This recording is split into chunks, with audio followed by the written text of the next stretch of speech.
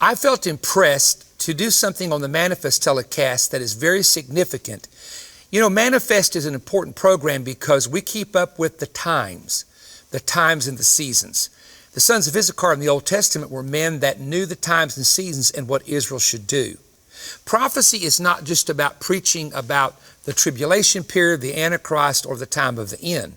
Prophecy is actually events that are being fulfilled in our lifetime. Most of you saw with great tragedy and almost with horror how that the Taliban came back into Afghanistan, taking over the villages first and now taking over the headquarters city of Kabul.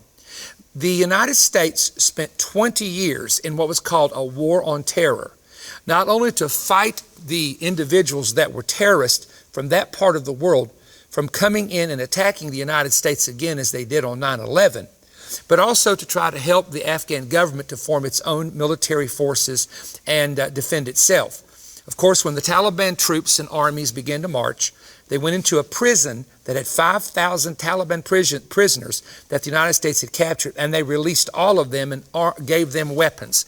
So this is a very serious moment. However, how does it fit into Bible prophecy? That's what we're going to discuss. First of all, I want to tell you that this is one of the saddest moments that I have seen in the time that I have been dealing with the prophetic scriptures for 46 years. First of all, it is sad for the common Afghan people, who are basically simple, tribal, nomadic people, who are now going to suffer under the strict rules of the Taliban. Number two, it's very, very sad for those who steadily supported America and stood with the United States. Immediately, they are going to be targeted and have already been targeted by this group of radicals that has taken over. Number three, I feel very, very sorry for and compassion for the mothers and fathers and wives that lost a son during the 20 years of war. Because when they look back and see that the very people that were being fought are now ruling the country, they ask themselves the question, was it all in vain? But I want to remind you of a verse that says, greater love hath no man than he laid down his life for a friend. It's the ultimate sacrifice. And God himself, along with people such as myself that love all four branches of the U.S. military, will always remember anyone, whether it goes back to Vietnam, the Gulf War, or this particular war that was called the War on Terror.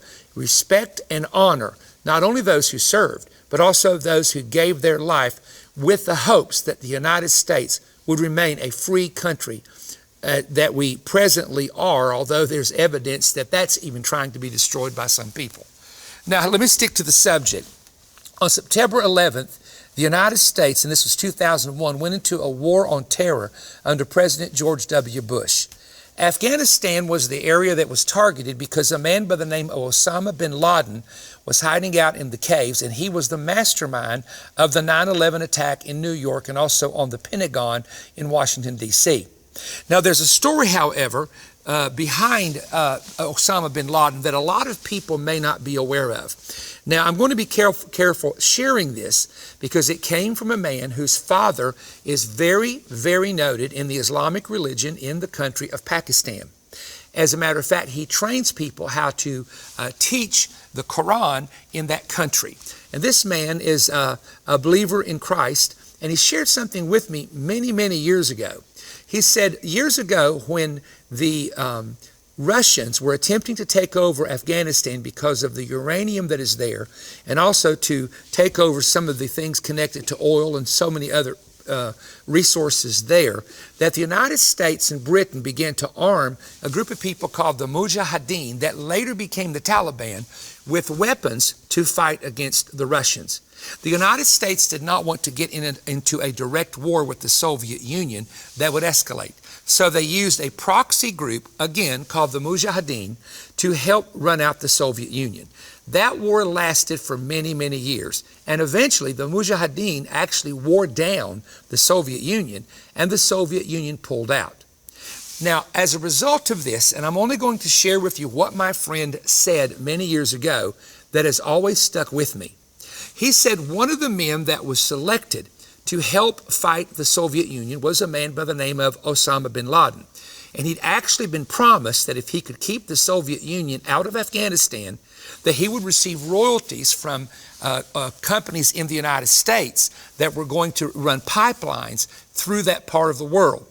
Well, when the time came, according to my friend from Pakistan, who said that the United States met with bin Laden and a few of his leaders, and then they said, no, that particular company that was going to do that has bankrupted.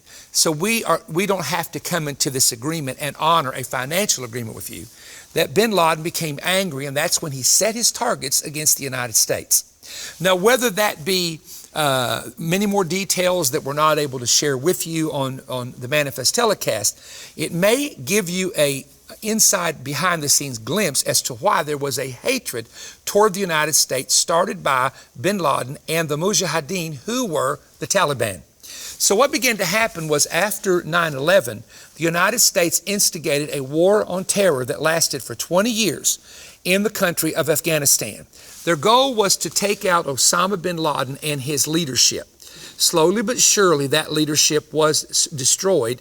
And actually, to get bin Laden took many, many years, as most of you know if you've kept up with the news of the past several years. Now, the war was also against many of the Taliban leaders. And so there was two types of governments in Afghanistan. There was a government that was supported by the United States and financed by the United States, in which the United States and our military was training an Afghan army to defend its own country. Well, as most of you know, and we're going to fast forward here, because I was going to go into the story of the history of Afghanistan, for points of interest. But I know a lot of you are interested in the prophetic side of this. What I want to show you that is very, very significant, in my personal opinion, is when you look at a map and you look at the location of the country Afghanistan, it has a very significant prophetic location as it relates to what I call, and what the Bible would identify, the kingdom of the beast. Now, who is the beast? The beast is a metaphor used by Daniel in prophetic imagery of animals to describe a man that will form a kingdom at the very end of days. Now, the scripture in Daniel talks about a bear, a leopard, and a lion. And these are the territories of ancient Babylon, Media Persia, and Greece. So in that territory was formed a kingdom of which Babylon was the headquarters. In other words, Babylon, which today is in the country of Iraq, was the headquarters of the Grecian Empire under Alexander the Great, the Mede and Persian Empire under Darius the Mede and Cyrus, and the Babylonian Empire under 4 different kings, and 2 of them are listed in the Bible in the time of the 70 years of the Jewish captivity in Babylon. So that part of the world, which consists of Lebanon and Syria, Iraq, Iran, Afghanistan, Pakistan, and also the Persians, all that, which are the Iranians, all of that territory is prophetic territory, which will come alive in the time of the end. Now, how it will come alive will be with, and I've taught this for many years, one of my books called Unleashing the Beast goes into great detail studying this, that the Antichrist himself will eventually be a Muslim that will come out of the ancient Babylonian territory, and also the ancient territory of where Alexander the Great had conquered. And one of the central countries of this kingdom of the beast is, believe it or not, Afghanistan. Now, if you take a map, we'll show you a map here to show you this, but if you look at the country of Afghanistan, it's a very large country, a lot of rugged mountains, etc., and numerous villages, with the headquarters, of course, the headquarters of the nation being Kabul. And so when we look at this map, we see to the east is the huge country of Pakistan. And there's some wonderful, beautiful Pakistani people that live there. Then we go over to the western side, and it's the country of Iran. Iran, of course, in the Bible are called Persians. And many of the Iranian people do not call themselves Iranians. They actually today call themselves Persians. Then when you continue to look at the north of Afghanistan, guess where you have? You have the Soviet Union. And you also have countries surrounding that area of the southern part of the Soviet Union, which were a part of the Turkish Empire that began actually existed for 400 years, that actually one time ruled the area called Palestine. So my point is this, that Afghanistan is the center of the actual area where in the future, according to the book of Daniel and the book of Revelation, someone who is called the Antichrist will come to power and will rise to power at the end of days, taking 10 nations under his control and literally leading the world into the worst time of military conflict, destroying many nations and destroying many people. And here's something that's very interesting, and I want you to take note of this because it's very, very important. And that is that when you begin to talk about the radical Islam, as you know, based on what you see with the Taliban and also with ISIS, especially with ISIS, they behead people. Now, why is it important to understand the beheading of people and a religion, and it's a corrupted form of that religion that would behead people that disagrees with it from the radical element? Because we know Muslims that are very moderate, they're friends of ours, they're very kind people. But this is a radical element that has taken over that part of the world, and it will spread. I'm telling you, listen to me, it's going to spread, despite what the United States thinks. So the beheading of people is mentioned in Revelation chapter 20. And in chapter 20 of Revelation, it says, I saw the souls of them that were beheaded for the testimony for the word of God which they held. And these people were allowed to rule and reign with Christ for 1,000 years, which is Christ's millennial reign, which happens at the end of the tribulation and continues for 1,000 years. Now I want you to notice this, that if you read in the English translation of the Bible, which is the 1611 translation, we call it the King James, then if you see it says they were beheaded. If you read it in Greek, it uses a word in Greek where beheaded is for an axe. Actually, they are beheaded with an axe. Now that's an old way of doing it, not a guillotine, but literally laying someone down and taking an axe and cutting their head off. You saw when ISIS was in control, and especially in the parts of Syria and different places where they took over in Libya, you saw ISIS gather people together. Many of them were Christians, and they literally beheaded them one after the other. And I said when you saw that, they would show the gathering on television, but they would never show the beheadings, which are absolutely horrible. So there is a system coming. Now pay attention to this. There's a system coming in which because of a person not agreeing with a particular law or not agreeing with a particular religion, they will be beheaded by that group of people that is promoting their religion and their ideas. And we see that, listen, happening right now. I mean, this is not something we're going to see one day. This is happening now and has been happening for many, many years, especially in parts of the East and parts of the Middle East, where these radical elements of individuals begin to take over. Now, the thing I want to point out to you about the significance of the Taliban moving back in is that if you look at their past history, it is important to understand that a leopard, according to the Bible, cannot change its spots. So if a certain belief system is in the heart of a person, then nothing will change that belief system if it's embedded in their heart. Now, in the Bible, it talks about the Antichrist, and it says he will change times and laws. Times and laws. Now, let's say, for example, that someone had the authority to do so, and they were an Islamic leader taking over some part of the world, taking a country over. Two things would change. Number one, depending on their belief or which branch of Islam they are from, they would change the laws of that particular nation.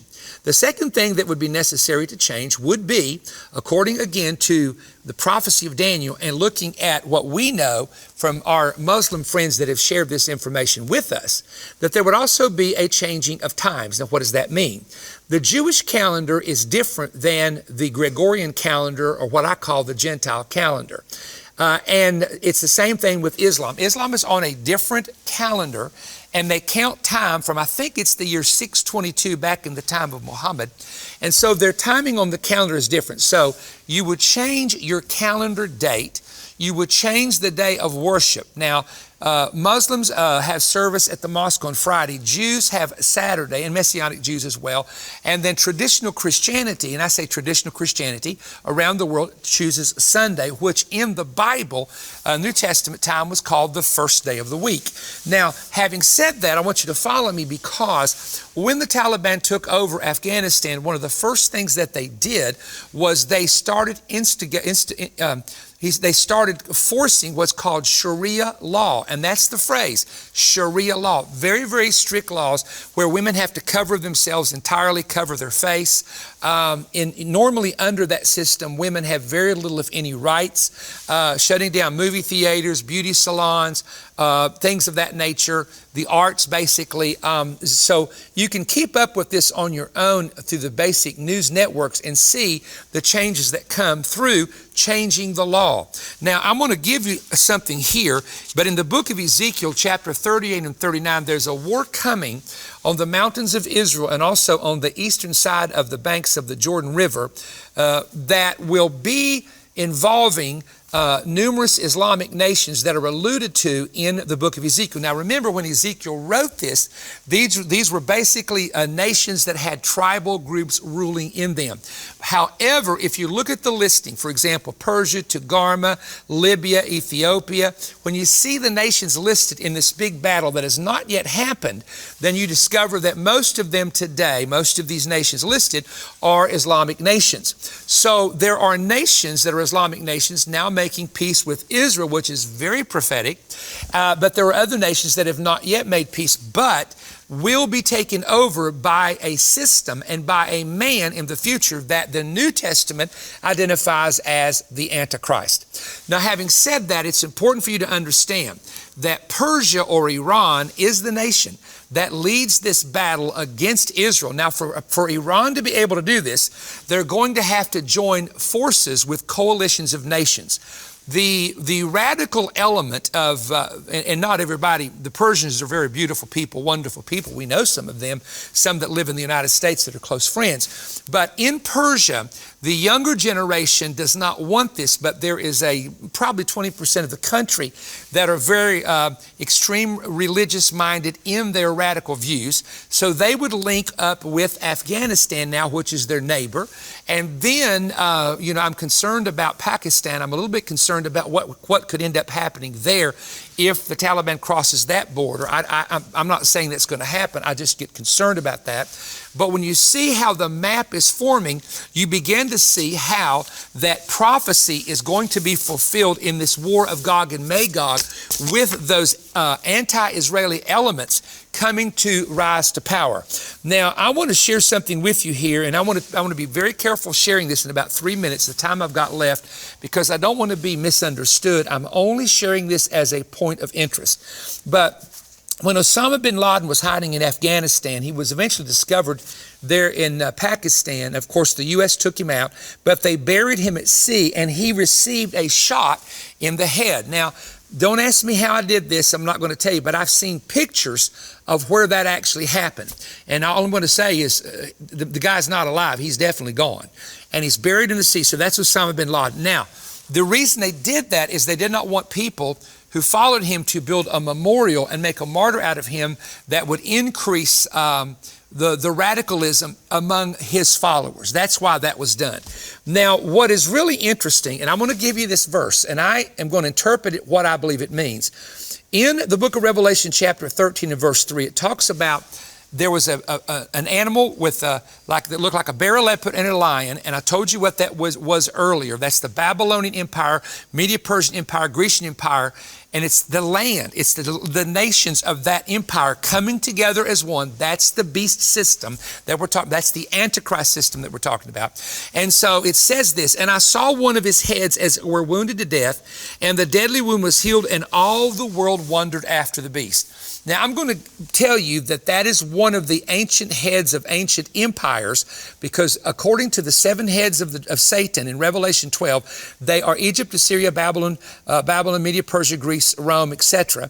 And so we know that the Nation of Egypt still exists, Greece still exists, etc. But the one empire of ancient Bible prophecy that is wounded, that is dead, is ancient Babylon, which is the territory of Lebanon, Syria, Iraq, and Iran. All that territory is ancient Babylon. Iraq, not Iran. They were the Medes and Persians. So anyway, there's that map of that. Now, what will happen is that empire is going to reform under one man. That one man will be the Antichrist. But I want you to think about this for just a moment. A 20-year war in Afghanistan, and we felt like that the radical elements had been defeated. All of a sudden, out of nowhere, the deadly wound is healed. The deadly 20-year wound is healed, and this group is back. And I'm telling you, the whole world is sitting back, stunned and shocked and amazed. Now, I do not think that's the fulfillment of Revelation 13:3, because I take that, basing it on, we talk about the empires of prophecy. That's the head. But think about this for a moment. These men, these were the followers of, many of them were, I should say, of Osama bin Laden. Osama is shot in the head, he's buried at sea, and now the deadly wound is healed, and this group is back in power. So is it prophetic? I think it's very prophetic. Now, some of the things it's hard to deal with in the time of the end, I'll share this in the next 50 seconds, is the fact that there are certain things happening that we wish were not happening. We won't go into detail about those, but a lot of you patriotic, loving Americans know what I'm talking about. And we don't know what to do. So there are things that we cannot do anything about because prophecy must be fulfilled. On the other hand, the things that we can prevent and stop, we need to stand up and prevent and stop and be bold, because there are some things that are not actually prophetic. They are satanic, trying to move into our country and move into our nation and affecting the nations of the world. And that's why we need prayer. That's why we have a prayer every Thursday night that lasts for an hour. And we ask you to join us in prayer and fasting for the people of this nation, Afghanistan, for the Christians, that many of them will be able to escape or get out or go to another country. But prayer, we have to spend prayer, not just talk about it, but pray about it. I have a book that is the most significant prophecy book in the history of the ministry, the great apocalyptic reset that's taking place. I want you to read it. If you love America, you've got to read this book. Be back in a moment.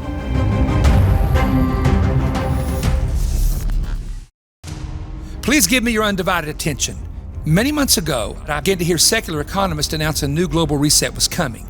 That's when I heard this phrase in my spirit, the American apocalyptic reset. For several weeks, I woke up early and began receiving a series of stunning prophetic downloads that I penned and now have placed them all in my brand new prophetic book, America's Apocalyptic Reset. This book is a must-read for all Christians, for all of those who love Bible prophecy, for conservative Americans and American patriots. The 19 chapters go extremely deep into exposing the agenda now being secretly plotted and to be publicly forced upon us, the American people, and how we can counter it. I discovered some very stunning ancient prophetic parallels and patterns, some that go back 4,000 years, that are repeating themselves in the United States right now.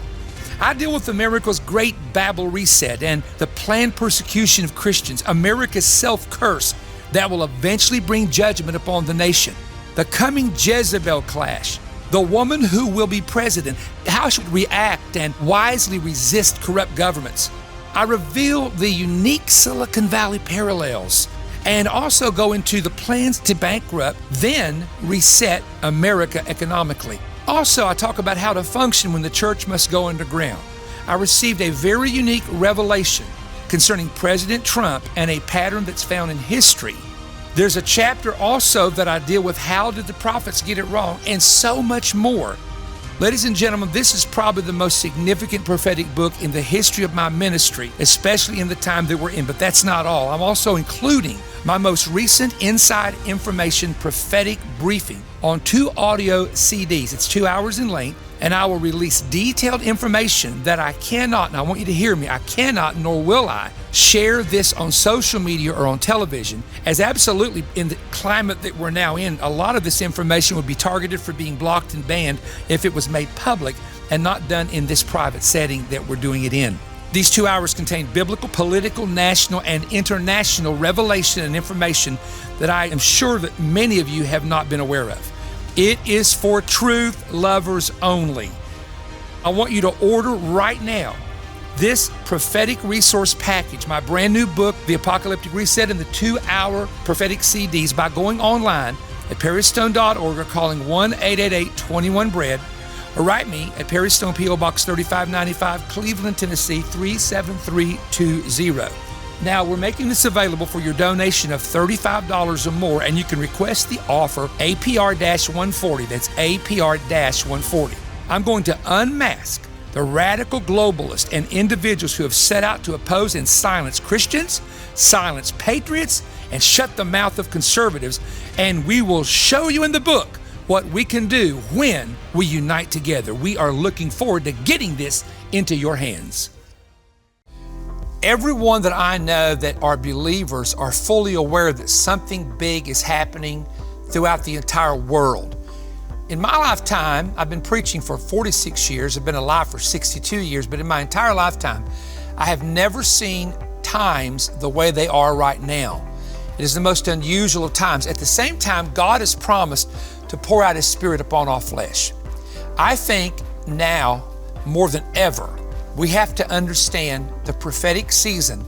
We have to hear from God. We have to know what to do. And we have to build our faith. This is the reason why for the next couple months you're going to see me emphasizing prophetic themes on the Manifest telecast. We do that not just because we're called of God to do it. We do it because now is the time for people to understand. And this new book on the Apocalyptic Reset and the special CD series is the beginning of this series that we're going to be doing and new material and resources we're going to be presenting. Because folks, one thing you need to understand is a lot of unsaved people and unchurched people know something's up. They just don't know what it is. And that's where you and I come in to be able to help them and teach them. We do that on the Manifest telecast. We do that on a YouTube channel. We do that on social media as much as possible. And also on perrystone.org, which is our website. We have a partners outreach also, partners only. They have their own page. They have their own information that they get. So you may want to partner with our ministry. Now, very quickly, I'm coming to Harvest Assembly of God in Oak Grove, Arkansas, September 29th. Our main event, October 5th through the 9th. Faith Landmark Ministries in Richmond, Virginia, one service, October the 10th. Then we're coming to the Williamson Memorial Fieldhouse on the 23rd and 25th of October, and we will be the 24th of October in Del Barton, West Virginia at the Regional Church of God, and we're looking forward, of course, to being with you. So we're asking all of our friends in the area of West Virginia to join us in the big Fieldhouse meeting, and also come and join us at the Del Barton Church of God. We've had historically great revivals in West Virginia, and we're going to see a big outpouring when we come to that area again. Thank you. Don't forget to contact us, and we love and appreciate each of you so very much. This is Perry Stone. Join me and our great team of John Kilpatrick, Jensen Franklin, Tommy Bates, Karen Peck in New River, Lyndall Cooley heading up our praise and worship for our great Holy Spirit-filled anointed fall camp meeting. October the 5th, that's a Tuesday night, through the 9th, which is Saturday morning. Come to OCI in Cleveland, Tennessee, and join me and the entire team for the greatest event all year long. Don't forget about Pam's Fall Festival on Saturday afternoon. See you there.